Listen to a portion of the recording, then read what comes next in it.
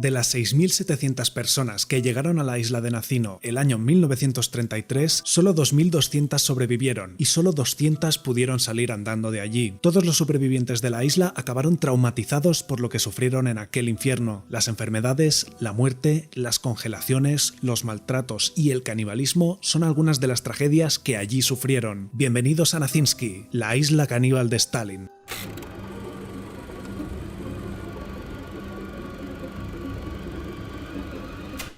Nos encontramos en la Unión Soviética en el año 1928. Hacía 4 años que Lenin había muerto y Stalin era el secretario general del Partido Comunista. Durante el transcurso de ese año y los siguientes, Stalin reemplazó la nueva política económica de la década de 1920 por una economía planificada y muy centralizada, que inició un periodo de rápida industrialización y de colectivización económica en el campo. Como resultado, la Unión Soviética pasó de ser una sociedad mayoritariamente agraria a una gran potencia industrial, siendo esta la base de su aparición como la segunda mayor economía del mundo después de la Segunda Guerra Mundial. Pero este milagro económico no tiene nada de bonito ni espectacular, ya que esta industrialización a marchas forzadas se llevó a cabo con la sangre y las vidas de millones de personas. Uno de los pueblos más afectados por la colectivización de la producción agraria fue la República Socialista Soviética de Ucrania. Ucrania es una de las regiones más fértiles y con más potencial agrario del mundo, por eso el Kremlin tenía los ojos puestos en sus abundantes recursos. Para los comunistas, la población ucraniana se dividía en dos categorías. La primera clase y enemiga del Estado eran los kulaks, no confundir con gulag, que eran los campos de trabajo de Siberia. Los kulaks eran granjeros bien establecidos, que podían permitirse varias cabezas de ganado y ocasionalmente la contratación de personal para que les ayudaran a recolectar en las épocas de cosecha. A finales de 1929, Stalin lanzó un programa de deskulakización centrado en Ucrania, el norte del Cáucaso y Kazajistán, que estaban poblados mayoritariamente por ucranianos y cosacos. La terrible tormenta de propaganda comunista que cayó sobre esas regiones fomentaba el odio hacia los kulaks y sus familias. Incluso se les comparaba con un ejército invasor. Grupos de comunistas y brigadas de activistas, apoyados por la policía secreta soviética, arrastraron y secuestraron a miles de kulaks y les despojaron de sus casas y posesiones, muchas veces disparando a matar a los que se resistían y deportándolos a Siberia. Un testimonio escalofriante de una niña de 11 años llamada Teodora Soroka, que formaba parte de una familia etiquetada como kulak, relataba lo siguiente: mi abuelo contrataba trabajadores para la cosecha cuando eran necesarios, normalmente en otoño, cuando recolectaban el trigo. Solo por eso las autoridades soviéticas le trataron como a un criminal, y no solo a él, sino a toda la familia. Le llamaban explotador. Destrozaron mi familia de forma totalmente inhumana. El abuelo y el padre de Soroka fueron deportados. Nunca más les volvió a ver. Ella, su madre, su hermana y sus 7 primos se quedaron en Poltavskina, sin saber que les esperaba el horror de la hambruna. Casi toda su familia murió de hambre en 1933. Aproximadamente 7,5 millones de personas, incluyendo 1 millón en Kazajistán, se estima que murieron durante el periodo de dekulakización y la hambruna. Muchas de estas familias acabaron por matar el ganado y romper todas las herramientas antes que entregárselas al gobierno soviético. Miles fueron asesinados por oponerse a las brigadas enviadas a confiscar sus propiedades. Muchos murieron durante las semanas de viaje en tren sin calefacción a los campos de trabajo, y la mayoría acabaría muriendo a los pocos años de ser deportados. Con la dekulakización vino de la mano el siguiente paso del proyecto de Stalin, la colectivización. Los comunistas impusieron ingentes tasas de grano a los campesinos y granjeros para forzarles a dejar sus tierras y unirse a las granjas colectivas. Estas granjas eran el proyecto estrella de los comunistas, que pensaban que conseguirían generar ingentes cantidades de comida con las que posteriormente industrializarían el país. Lo que no quisieron ver, incluso meses y años entrados en el proyecto, era que las granjas eran extremadamente ineficientes. Y es normal, si le quitas todo lo que tiene a un granjero profesional y con años de experiencia y le tratas como a un criminal, le separas de su familia y básicamente conviertes su vida en un infierno, probablemente no esté muy motivado para trabajar en tus granjas colectivas, ni siquiera para enseñar a otros cómo se hacen las cosas. El fracaso de dichas granjas y las altas tasas de grano impuestas desde Moscú fueron la mezcla perfecta para la gran hambruna hambruna de 1932 y 33, que a día de hoy es considerada un genocidio en toda regla. Según Line Viola, una prominente experta de la historia soviética, las deportaciones se llevaron a cabo sin planificación alguna. A pesar del clima terrible, la falta de vivienda, comida o infraestructura, hombres, mujeres y niños eran enviados a despejar los bosques donde la nieve les alcanzaba la cintura para recoger ramas y construirse sus propios refugios. Debilitados por las enfermedades y el hambre, cientos de miles habían muerto a finales de 1931, pero los informes de las muertes en masa no disuadieron al Kremlin de frenar la política de deportaciones. Y no solo fueron deportados los habitantes de las zonas agrarias. En 1933, el jefe de la policía secreta soviética, Genrik Yagoda, anunció un plan grandioso para purificar Moscú y Leningrado de los que él llamaba indeseables. El número de personas que debían ser deportadas desde esas dos ciudades era 100.000, y la policía debía cumplir con cuotas de deportados para continuar en su puesto de trabajo y no ser deportados ellos mismos, lo que acabó repercutiendo en miles de personas totalmente inocentes siendo tratadas como enemigos del partido y criminales. Algunos de los deportados provenían de las cárceles superpobladas, pero al ver que no serían suficientes, el gobierno reinstauró una ley abolida después del golpe de estado bolchevique de 1917. La ley dictaba que toda persona debía llevar consigo un pasaporte de ciudadanía soviética. Inmediatamente, la policía empezó a detener personas sin el pasaporte o que se encontraran fuera de las zonas en las que estaban registradas. Algunos informes y declaraciones posteriores de ciertos detenidos nos muestran la ineficiencia, aleatoriedad y ambigüedad con la que se procedía a ejecutar las detenciones. Un joven de un campo de trabajo declaró: "No hice nada, era un estudiante en Moscú. Un fin de semana fui a visitar a mi tía que también vivía en la ciudad. Llegué a su apartamento y llamé al timbre. Pero antes de que ella me abriera la puerta, me apresaron. Fui arrestado por no llevar el pasaporte encima".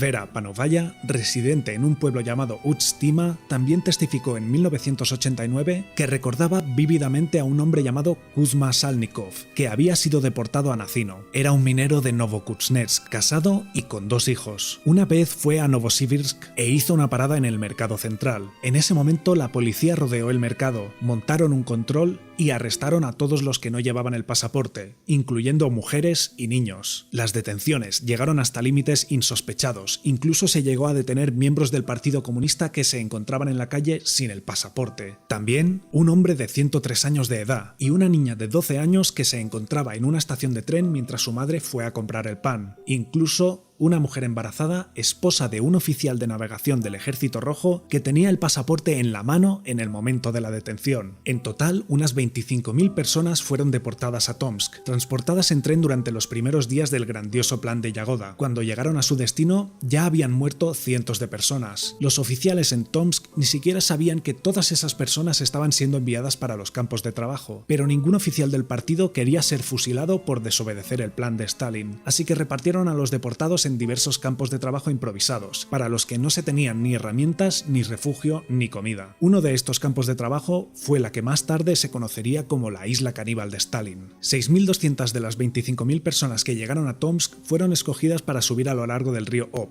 hacia una isla a la altura del pueblo de Nazino. La isla se encontraba a 800 kilómetros al norte de Tomsk. Al llegar allí, otros 27 habían muerto. Una vez allí, los guardias les dejaron en la pequeña isla de 3 kilómetros de largo y 600 metros de ancho, sin comida, ropa de abrigo ni refugio. La nevada de la primera noche se saldó con 300 muertos. Al día siguiente, al despertarse, la gente empezó a entender el horror que estaba por venir. La gente se amontonaba en los pocos fuegos que consiguieron prender, y durante la siguiente noche muchos otros murieron de frío. De los pocos que dormían cerca del fuego, algunos también murieron al estar tan cerca que se prendieron fuego y murieron calcinados por las llamas. Lo único que tenían los guardias para dar de comer a los colonos de la isla eran raciones de harina. Los primeros días repartían unos cientos de gramos para cada uno. El problema era que los presos no tenían utensilios para cocinar dicha harina, así que muchos de ellos la mezclaban con el agua sucia del río en sus sombreros, lo que llevó a muchos a sufrir disentería, que es una enfermedad infecciosa que se caracteriza por la inflamación y ulceración del intestino grueso, acompañada de fiebre, dolor abdominal y diarrea con deposiciones de mucosidad y sangre. Los que no mezclaban la harina con el agua del río muchas veces morían asfixiados. Para los que no murieron durante los primeros días, solo había 2 opciones. La primera, escapar en balsas construidas con ramas de los árboles de la isla. De los que se aventuraron a cruzar el río, muchos murieron ahogados o del frío, los demás acribillados a tiros por los guardias que se entretenían abatiéndoles desde la orilla. Pero si conseguías llegar a tierra, te dejaban escapar, ya que de todas maneras, la posibilidad de supervivencia era extremadamente baja en Siberia y sin recursos. ¿Os acordáis del minero apresado en el supermercado que fue mandado a Nacino? Fue uno de los pocos que logró escapar de la isla. Salnikov consiguió salir de aquel infierno y consiguió llegar hasta otro campo de trabajo con unas condiciones ligeramente mejores en las que consiguió sobrevivir. La segunda opción era quedarse en la isla y sobrevivir a cualquier precio. Los asesinatos se convirtieron en algo normal mientras los supervivientes se peleaban por los pocos recursos disponibles. Los guardias fueron incapaces de controlar las bandas que allí se formaron. Recordemos que los criminales de las cárceles fueron mezclados con la gente inocente de la calle. Estas bandas rondaban la isla muchas veces cometiendo las peores atrocidades sobre los más débiles sin ningún tipo de control o castigo. Los guardias terminaron por entregar los sacos de harina a los jefes de las bandas y pedirles que se hicieran cargo de repartirlas entre los habitantes, cosa que no sucedió. Los primeros casos de canibalismo fueron reportados 3 días después de la llegada de los trabajadores a la isla. Algunos documentos preservados en el Museo del Gulag de Tomsk incluyen interrogatorios a algunos de los criminales que estuvieron en la isla de Nazinsky. Se les preguntó si comieron carne humana. Un preso respondía: "No es cierto, solo comí hígados y corazones". Era muy simple, hacíamos pinchos de las ramas de los árboles, cortábamos la comida y la asábamos en la hoguera. Cogía a aquellos que ya no estaban vivos, pero que tampoco estaban muertos. Era obvio que estaban a punto de morir. En un día o 2 habrían fallecido. Era mejor para ellos, así les ahorrábamos el sufrimiento de 2 o 3 días más. Otro criminal interrogado se jactaba de arrancar los dientes de oro de los habitantes más débiles. Si querías tabaco para fumar,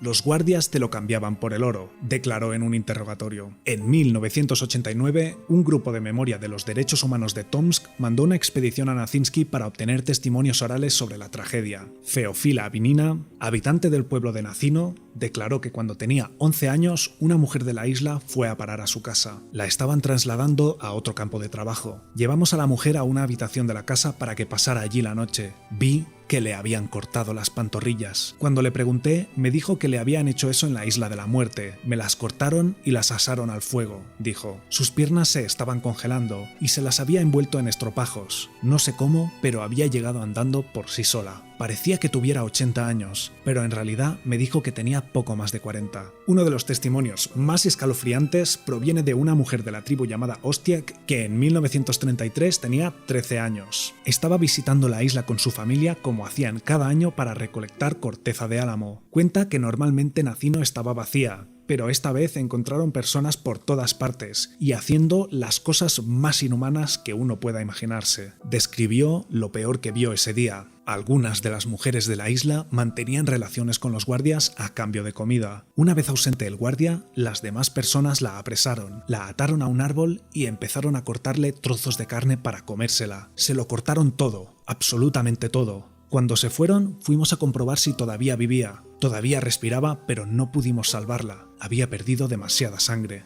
El desastre de la isla caníbal fue tan espeluznante que un instructor del Partido Comunista que vivía en la localidad llamado Vasily Veliko fue a investigar en julio de 1933. Cuando llegó a la isla un mes más tarde, esta ya había sido evacuada. En su informe declaraba: "La hierba en la isla era tan alta que me llegaba a la cabeza, pero los habitantes de la zona que iban a recolectar frutos rojos testificaban que había centenares de cadáveres en el suelo y en pequeños refugios". Entrevistó docenas de personas y escribió un informe de 11 páginas que envió a Moscú.